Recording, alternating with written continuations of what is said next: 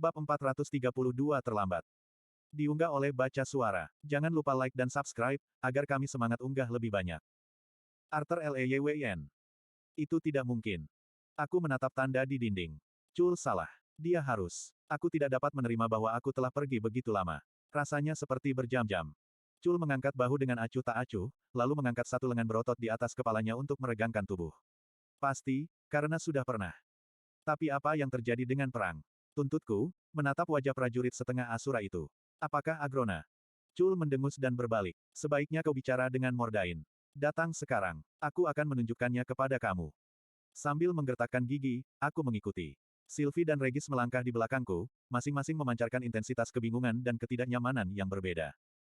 Terlalu dini untuk mencoba menebak apa yang terjadi di jurang maut. Regis bertanya dalam pikiranku. Ya, aku membalas dengan kesal. Aku merasakan berlalunya waktu hanya sebagai rasa sakit yang tumbuh di darah dan tulang aku saat mana aku habis, pikir Sylvie. Aku ingin mengatakan itu tidak mungkin berbulan-bulan, aku seharusnya layu karena dehidrasi dalam waktu yang jauh lebih singkat dari itu, tapi... Kamu sangat marah ketika kami memeriksamu, jawab Regis padanya. Mungkinkah kamu, seperti, dalam keadaan statis atau semacamnya? Pikiranku adalah, Sylvie berhenti, berjuang untuk kata-kata. Aku percaya bahwa aku masih beregenerasi dari penggunaan telur, batu, benda itu. Otak daging dan darah aku berjuang untuk berbaur dengan ingatan paradoks tentang apa yang aku alami antara kematian dan kembali. Mungkin saja mana dan aether yang dimasukkan ke dalam telur untuk membangkitkanku mungkin juga menopangku di tempat itu, tapi sungguh aku tidak tahu. Keren, keren, keren, pikir Regis. Apakah hanya aku atau Chul yang berusaha menyembunyikan sesuatu dengan buruk? Cukup, bentakku, aliran obrolan mental mengancam untuk mengurai sarafku yang terakhir. Tolong, cukup, cukup. Sedikit sengatan yang mereka berdua rasakan atas celaan aku bocor melalui hubungan mental kami, dan aku segera memasang penghalang mental aku untuk memblokir mereka. Pikiranku sendiri adalah dengungan kebisingan yang rendah dan tidak berarti. Aku hanya menatap punggung Chul dan mengikutinya melewati ruang bawah tanah yang berubah menjadi tempat perlindungan dari rumah pemberontak Asura. Kamu berbeda, kata Chul, tiba-tiba. Energi kamu. Kamu tampak lebih kuat dari sebelumnya. Kehadiranmu seperti lengan di leherku. Aku mengerutkan kening di punggungnya, tidak berminat untuk berbasa-basi. Dalam ketergesaan untuk mengeluarkan Sylvie dari kehampaan hanya untuk menemukan ketidakhadiran kami yang lama, aku bahkan tidak punya waktu sekejap pun untuk mengalihkan fokus aku ke dalam menuju inti aku, lagi-lagi diberdayakan oleh pembentukan lapisan ketiga aether di sekitar sisa-sisa inti mana asliku. Chul sepertinya menangkap petunjuk dari sikap diamku. Dia tidak bertanya lagi, dan perapian lewat tanpa diketahui sampai aroma yang kaya dari tanaman asing membuatku sadar akan indraku sekali lagi. Selusin atau lebih Asura berada di dalam hutan, berseliweran di bawah dahan pohon arang yang menjangkau. Kedatangan kami menimbulkan kehebohan. Dari ekspresi keterkejutan, kekecewaan, dan bahkan kemarahan yang ditujukan kepada Sylvie, jelas bahwa Asura pengungsi dari ras Phoenix ini tidak menghargai adanya naga di tengah-tengah mereka. Sebut saja, pikir Regis, tampaknya tidak dapat menahan diri. Tampak aneh bagi aku bahwa reaksi mereka begitu kuat. Mereka telah tinggal di perapian selama ratusan tahun, aman dari intrik keses. Sylvie bukanlah ancaman bagi mereka. Tapi aku hanya punya beberapa detik untuk mempertimbangkannya, karena perhatianku langsung tertuju pada Mordain. Burung Phoenix tinggi mondar-mandir perlahan di antara batang dua pohon arang, tangannya di belakang, jubah emasnya hanya menyapu rumput. Aku bermanuver di sekitar Chul, mempercepat langkahku. Beberapa burung Phoenix lainnya mulai pergi. Orang-orang yang tetap tegang dan waspada. Aku tidak ragu bahwa jika aku memusuhi Mordain dengan cara apapun, mereka akan melompat membelanya tanpa ragu. Merasakan kedatanganku, Mordain menoleh. Alisnya menyatu, bibirnya terkatup rata. Arthur Lewin, kamu akhirnya kembali kepada kami. Aku perlu tahu apa yang terjadi di luar sana, kataku, tidak peduli apakah aku bersikap kasar. Chul bilang ini sudah 2 bulan. Jika itu benar, apakah di Caten aman? Apakah Agrona menyerang lagi? Mordain mengangkat tangannya sebagai tanda damai, lalu menunjuk ke bangku terdekat. Ada banyak hal untuk diceritakan kepadamu. Mungkin jika kita... Tidak, potongku, suaraku yang tajam berdering tidak nyaman di hutan yang sunyi. Katakan saja. Mordain memandangku dengan keanggunan yang tidak terpengaruh, nyaris biasa saja. Kemudian, dengan senyum kecil, dia mengangguk lagi ke bangku dan berjalan ke arah itu. Arthur, mungkin lebih cepat berhenti berdebat daripada terus menuntut. Sylvie menyarankan. Aku memejamkan mata dan memaksa menarik napas dalam-dalam, membiarkan udara memenuhiku. Ketika aku melepaskan napas, aku membayangkannya membawa sebagian kemarahan panik aku bersamanya. Ketika itu tidak membantu, aku berjalan ke bangku dan duduk dengan kaku di sebelah Mordain. Agrona tidak menyerang di Caten lagi, kata Mordain segera. Dia menyilangkan kakinya dan berpindah ke posisi yang lebih nyaman di bangku sebelum melanjutkan. Sebagian karena dia masih sibuk mengatur urusan Alakria. Juga, karena naga. Seluruh tubuhku tegang. Apa maksudmu? Jari-jari Mordain mengetuk bagian belakang bangku. Hanya sekali, kemudian kebisingan dan gerakan berhenti, tapi itu cukup untuk menghilangkan kegelisahannya. Kurang dari seminggu setelah kamu dan Aldir melewati portal, celah terbuka di langit di atas bis Glades. Tidak jauh dari sini sebenarnya. Naga mulai mengalir keluar. Aku melompat berdiri. Keses, para naga, apakah mereka? Mereka menyebar ke seluruh benua dengan cepat.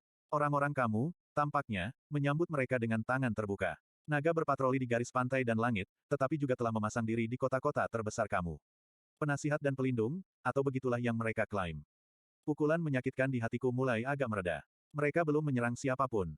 Mordain menggelengkan kepalanya, lalu melambai agar aku duduk lagi. Sepertinya Keses telah menepati janjinya untuk membantumu menjaga benuamu. Meskipun, dia terdiam, tidak menyelesaikan pemikirannya, tapi matanya yang menyala-nyala tetap menatapku. Aku menenangkan diriku kembali. Naga di setiap kota besar. Kamu pikir mereka sama berbahayanya dengan perlindungan? Kecerdikan licik taktik Keses menjadi jelas saat aku mempertimbangkannya. Ancaman kekerasan langsung tidak perlu lebih dari tersirat sebagai kemungkinan, tetapi pendudukan ini juga memungkinkan dia untuk mempersenjatai keamanan di Caten secara tidak langsung dengan mengancam akan menarik pasukannya. Pemimpin apa, raja, konselor, atau tombak, yang dapat meyakinkan orang-orang bahwa mereka akan lebih aman tanpa kehadiran naga? Apakah aku bahkan memiliki modal politik semacam itu? Aku bertanya-tanya. Wajah Mordain berubah muram. Keses kuno, dan dia telah memainkan permainan ini berkali-kali sebelumnya di Epeotus, dengan taruhan yang jauh lebih besar daripada sekarang. Atau, setidaknya itulah yang terjadi sejauh yang dia ketahui. Aku memindai hutan. Regis dan Sylvie berdiri di dekatnya, menyaksikan percakapan itu berlangsung. Sylvie mengerutkan kening, dan aku tahu dia sedang memikirkan tentang pelatihan waktunya di Epeotus.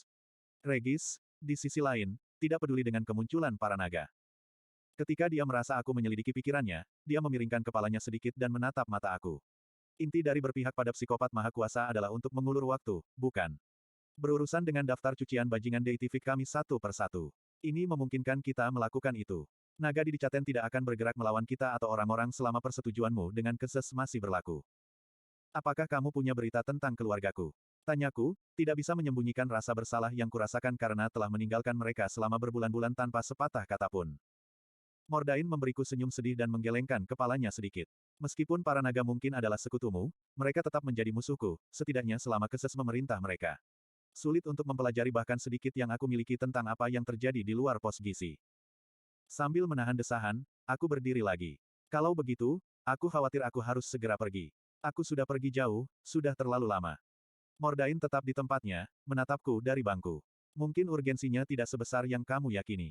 Jika kamu mau menerima saran aku akan menyarankan untuk mempersiapkan diri kamu lebih penuh sebelum kamu bergegas ke mulut naga, begitulah. Dengar, ini tidak seperti Eli kecil yang mungkin tergantung di atas kaldera gunung berapi aktif dan bergegas kembali ke Fildorial sekarang akan menjadi satu-satunya cara untuk menyelamatkannya, kan? Regis bertanya dengan pesona dan kebijaksanaannya yang biasa. Kita mungkin harus, kau tahu, mencari tahu apa yang terjadi terlebih dahulu. Meskipun aku belum tentu setuju dengan pengirimannya, Sylvie menambahkan, menatap Regis dengan tatapan jengkel, Regis benar. Jika para naga mengendalikan di Caten, itu membuatnya sangat berbahaya bagi kita semua. Menurut aku argumen mereka tidak meyakinkan, tetapi aku tahu ada cara lain untuk memastikan bahwa keluarga aku aman. Kembali ke tempat duduk aku menarik artefak melihat. Permisi sebentar, Mordain. Aku ingin mendengarkanmu, tapi aku harus yakin. Mencengkeram kristal putih susu, aku memberinya aether.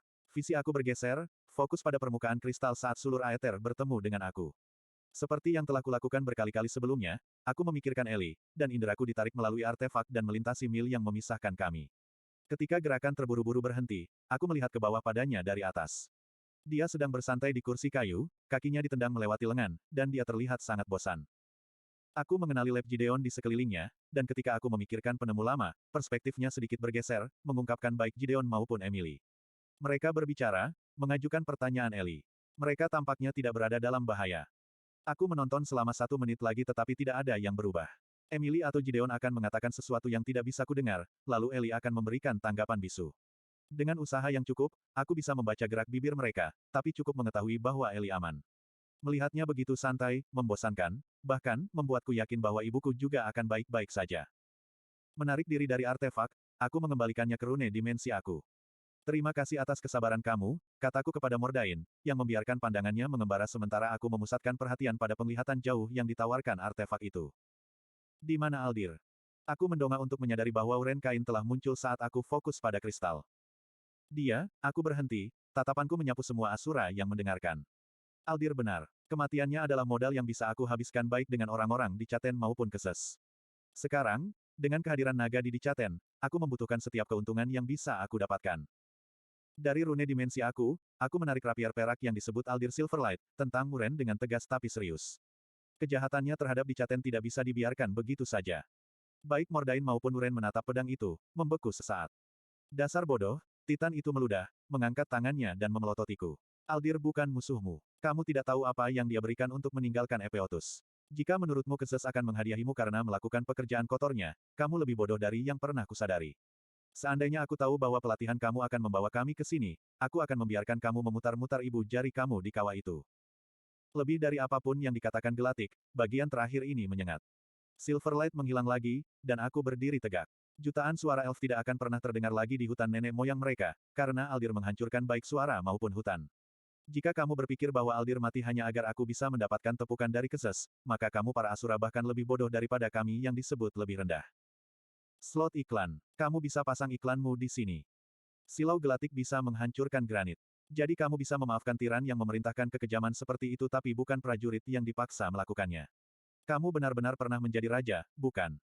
Jangan salah mengartikan kebutuhan sebagai pengampunan, jawabku, kata-katanya sekeras dan sedingin ujung pisau. Gelatik mendengus mengejek, tetapi jika dia memiliki hal lain untuk dikatakan, dia menyimpannya untuk dirinya sendiri.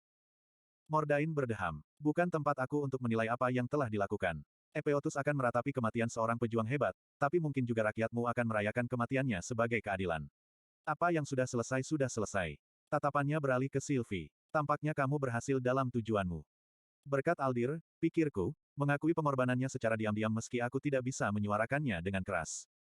Sylvie maju selangkah dan menundukkan kepalanya dengan membungkuk rendah. Tuan Mordain dari klan Asklepios. Terima kasih telah membantu ikatan aku. Alis Mordain terangkat, ekspresinya saat dia memandangnya sulit diurai. Nyonya Sylvie dari klan Indrat. Warisan kamu diketahui oleh aku. Setengah naga, setengah basilis, dibesarkan oleh manusia. Alkimia kontradiksi. Di mana, aku bertanya-tanya, kesetiaan kamu terletak. Sylvie mengangkat dagunya, dan aku merasakan api batin dari tekadnya membengkak. Dengan Arthur, seperti biasanya. Di Caten adalah rumah aku, orang-orangnya adalah orang-orang aku. Itu musuh, dia memegang mata burung Phoenix kuno, setiap suku kata diasah hingga titik halus musuhku. Mordain bersenandung sambil berpikir. Namun kamu akan selalu ditarik bukan dua tapi tiga arah yang berbeda. Kedua faksi Asura akan berusaha menggunakan dan memanipulasi kamu untuk keuntungan mereka sendiri. Arthur sudah melewati batas bahaya dalam urusannya dengan kakekmu. Kepulanganmu akan semakin memperumitnya. Aku bergerak untuk berdiri di samping ikatanku, meletakkan tangan di bahunya. Regis berjalan maju, berdiri di sisiku yang lain. Kata-kata peringatanmu mulai terdengar seperti ancaman. Aku tidak akan memimpikannya. Kamu tidak terlihat seperti orang yang mudah terjerat, tetapi melawan kekuatan seperti Agrona, tidak ada yang kebal terhadap godaan, kata Mordain. Tatapannya sepertinya menembus pikiranku dan membangkitkan ingatan tentang bagaimana aku memohon Agrona untuk menerima kesepakatannya, keselamatan keluargaku sebagai ganti persetujuanku sendiri untuk berhenti berperang dalam perang.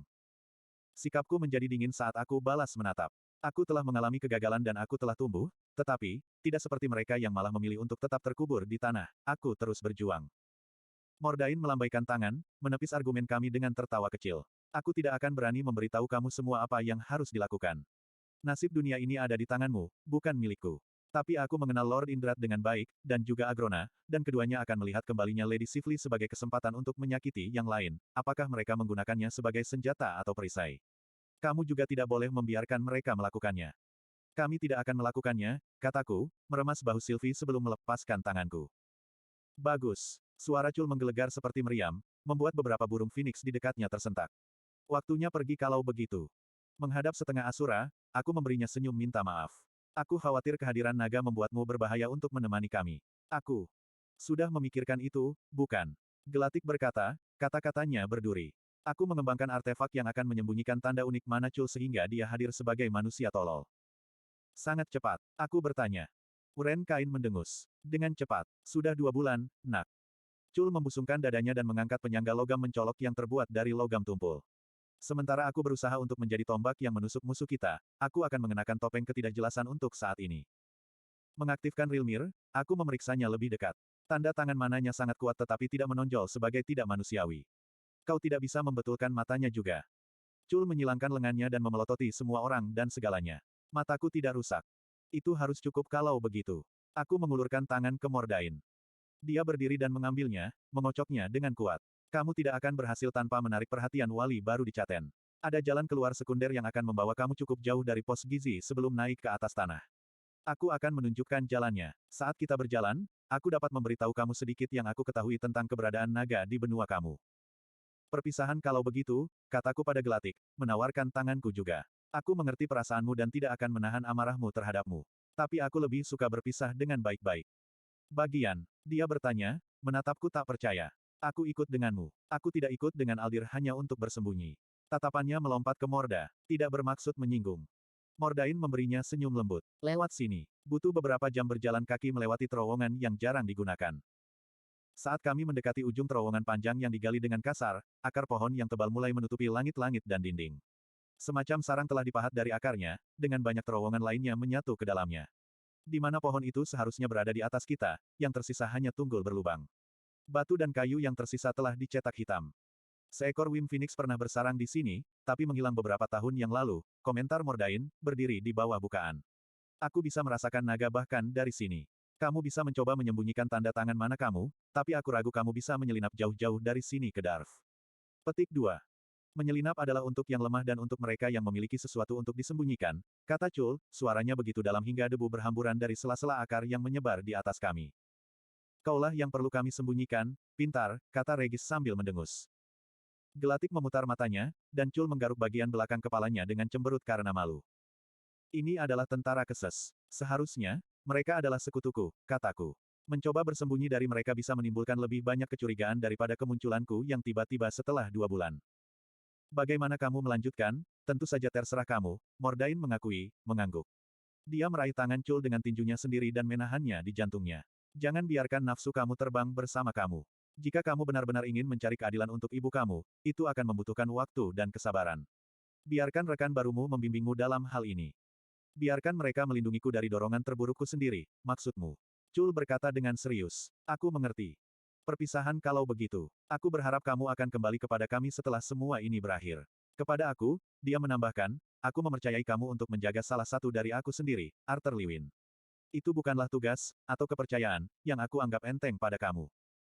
Selamat tinggal, Mordain, kataku, lalu melompat melewati tunggul yang terbakar untuk mendarat di lantai hutan di atasnya. Yang lain terbang di belakangku. Tahan tanda tangan manamu, kataku, lalu mulai berbaris pergi melalui semak-semak yang tebal. Kami dikelilingi oleh pohon-pohon besar dan rindang seperti menara jaga yang menutupi langit menjelang siang. Aku menjaga Rilmir tetap aktif, merasakan tanda mana dari mana bis berbahaya yang menghuni bagian terdalam dari bis Glades. Tidak ada monster mana di kedua benua yang akan menimbulkan ancaman bagi grup ini, tapi aku tidak ingin penundaan atau gangguan karena harus mengirimkan jenis monster mana yang mungkin akan kita temui. Kalau begini terus, perang akan berakhir sebelum kita sampai dimanapun, gerutu Chul setelah kira-kira 20 menit. Apakah kamu akan berjalan sepanjang jalan? Tidak, jawabku pelan. Ini seharusnya cukup jauh. Seperti yang lainnya, aku telah menahan aura aeterik yang selalu memancar keluar dari aku, secara efektif menutupi diri aku dari naga penginderaan aeter. Aku melepaskannya, seperti melepaskan kepalan tangan, dan tanda tangan eterku terpancar keluar seperti suar. Aku secara aktif mendorong, ingin memastikan itu terasa.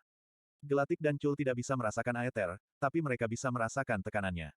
Lagi sibuk apa? Gelatik bertanya, menatapku dengan ragu.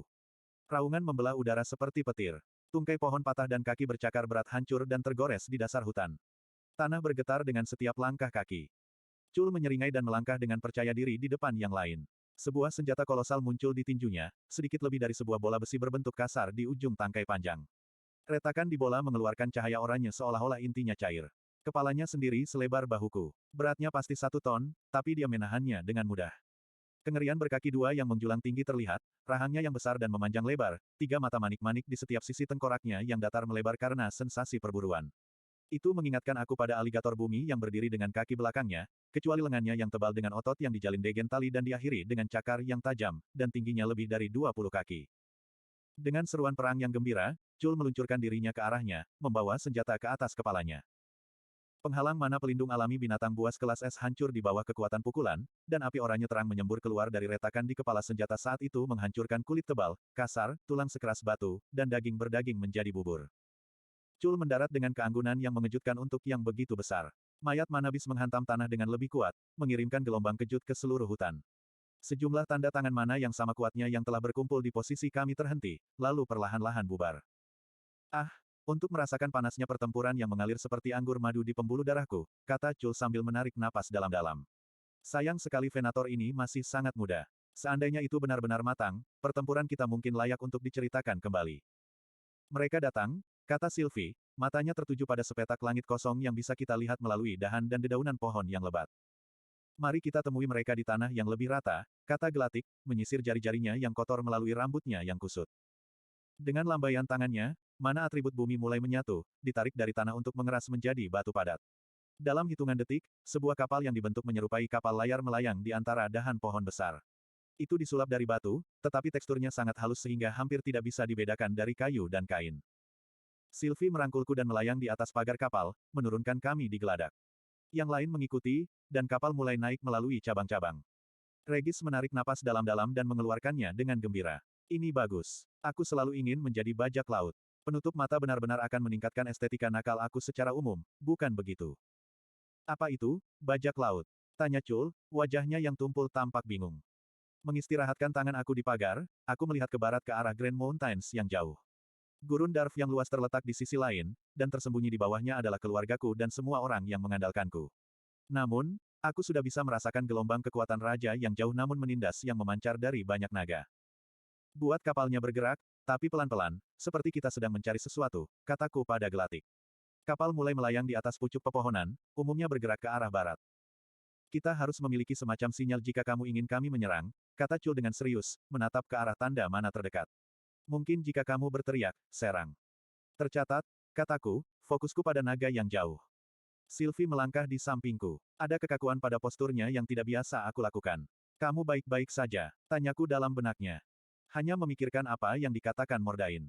Naga-naga ini akan tahu siapa aku dengan melihat, bahkan jika mereka tidak tahu siapa aku. Aku bahkan tidak bisa mulai meramalkan semua, Sylvie mengernyit, matanya terpejam. Dia memalingkan wajahnya dan hubungan mental di antara kami terputus saat dia melindungi dirinya sendiri. Sylv, apa? Dia menggelengkan kepalanya, dan matanya kembali terbuka. Tidak ada apa-apa, hanya semacam gempa susulan dari kebangkitan. Dia menatap lurus ke depan ke arah di mana dua tanda tangan mana berasal. Tidak yakin bagaimana menghiburnya, aku juga terus menatap lurus ke depan. Satu tanda tangan, datang dari utara, menjadi titik kecil di cakrawala. Yang kedua sedikit lebih jauh, terbang dari pegunungan ke arah barat laut. Yang ketiga mendekat dari pantai ke barat daya. Yang pertama tiba adalah naga besar bersisik zamrud, setengah ukuran kapal kami. Ketika dia berada 100 kaki jauhnya, dia berbalik sehingga dia terbang di samping kami, matanya yang kuning cerah mengamati geladak. Mereka berhenti pada Sylvie, pertama menyipitkan mata seolah tidak yakin dia bisa mempercayai matanya sendiri, lalu membelalak. Yang kedua, sedikit lebih besar dari yang pertama, dengan sisik putih mutiara yang berkilau di bawah sinar matahari, berputar-putar untuk terbang di atas dan di belakang kami, tubuhnya yang besar menutupi matahari dan membuat geladak menjadi bayangan. Yang ketiga adalah makhluk lincah dengan sisik merah tua yang tampak meminum sinar matahari, tidak bersinar atau bersinar bahkan saat sayapnya mengepak. Wajahnya, dengan rahang yang cukup besar untuk menelan bahkan seluruh Chul, ditutupi bekas luka pertempuran, dan ada robekan compang camping di tepi sayap kanannya.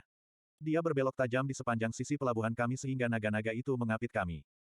Naga hijau berbicara, mana memancar melalui kata-kata untuk membawa mereka dengan mudah melintasi kebisingan dan jarak. Arthur Lewin, kami belum bertemu, tetapi aku mengenali kamu dengan deskripsi. Lord Indrat akan senang mengetahui kamu masih hidup. Ada kekhawatiran atas kehadiranmu yang lama. Kemana saja kamu? Naga merah itu menggeram, mengepakkan sayapnya untuk melayang lebih dekat ke kapal, mata okernya yang besar mengamati kami satu persatu, diakhiri dengan Sylvie. Apa itu naga, Titan, dan beberapa manusia yang melakukan ini jauh di dalam bis Glades. Ini bukan sambutan yang kupikir akan diharapkan kakekku untukku saat aku kembali. Sylvie memiringkan kepalanya, berhasil terlihat jengkel dan apatis pada saat yang sama ketika dia melihat ke bawah ke arah naga merah itu. Berbeda dengan ketenangan luarnya, aku merasakan ketidaknyamanan yang menggeliat mengalir melalui koneksi kami saat dia memanggil Kezes untuk membela kami. Kamu harus berhati-hati dengan siapa yang kamu tandai dengan tatapan jahat itu. Mata si merah melebar dan dia mundur. Nyonya Sylvie Indrat. Ketiga naga itu bertukar pandang tak percaya. Si putih yang berbicara, suaranya tegang karena emosi. Nyonya, kamu harus segera ikut dengan aku. Aku akan membawamu ke celah yang menghubungkan dunia ini dengan Epeotus. Tuan Indrat. Berhenti, kata Sylvie, suaranya berdering dengan perintah. Tugas aku terletak di sini di Dicaten untuk saat ini. Jika kamu ingin memberitahu Lord Indrat, jangan ragu, tetapi aku tidak akan menemani kamu. Naga itu meringis mendengar kata-katanya, terluka dan ketakutan.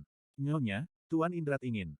Sylvie melepaskan gelombang mana yang nyata untuk memproyeksikan ketidaksenangannya, mempersingkat kata-kata naga putih itu sekali lagi. Neriah dari klan Mayastal akan patuh, kata naga itu dengan cepat sebelum beralih ke dua lainnya. Kawal Nona Sylvie ke tujuannya. Berputar menjauh, naga putih itu terbang dengan kecepatan tinggi ke timur, lebih dalam ke Bis Glades. Baru saat itulah aku merasakan gerakan halus mana dari arah itu, seperti angin sepoi-sepoi bertiup ke arah barat melewati Bis Glades.